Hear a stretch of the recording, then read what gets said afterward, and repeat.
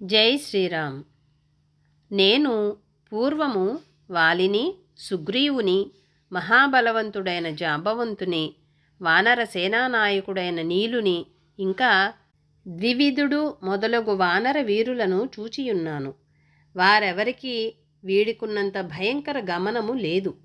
వారు ఇంత కాంతిమంతులు కారు, ఇంత పరాక్రమవంతులు కారు. ఇంత ఆలోచన వారెవరికీ లేదు. ఇంత బలము, ఇంత ఉత్సాహము వారికెవరికీ లేదు.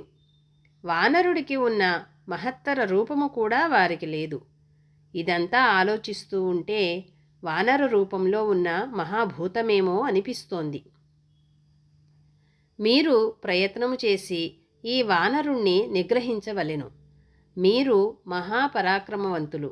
ముల్లోకాలలో ఉన్న దేవతలు, అసురులు, మానవులు ఏకమైన యుద్ధములో మీ ఎదుట నిలువజాలరు. అట్లా అయినప్పటికీ యుద్ధములో జయాపజయాలు ముందుగా నిశ్చయించడానికి వీలు కాదు. జయమును కాంక్షించే నీతిజ్ఞులు ముఖ్యముగా ప్రయత్నముతో తమను తాము రక్షించుకునవలెను. కాబట్టి మీరు అజాగ్రత్తగా ప్రవర్తించక జాగ్రత్తగా ప్రవర్తించవలెనని చెప్పినాడు. హనుమంతుని గురించి రావణాసురుడు చెప్పినటువంటి ఈ భావము మనకు కూడా ఒక కనువిప్పు.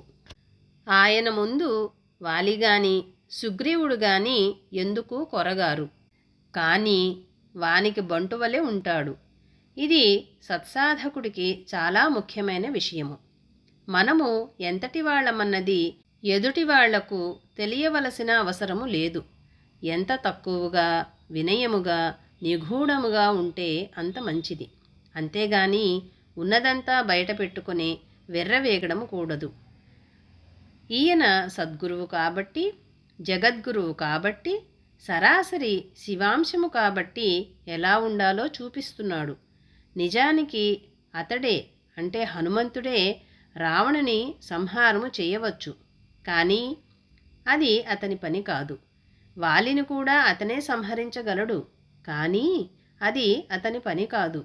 ఎందుకంటే కార్యకారణములు అన్నీ కూడా బాగా తెలిసినటువంటి విజ్ఞుడు సద్గురువై ఉంటాడు. ఎవరి గురించి ఎవరు జన్మ ఎత్తారో రెండింటినీ తెలిసి ఉంటారు.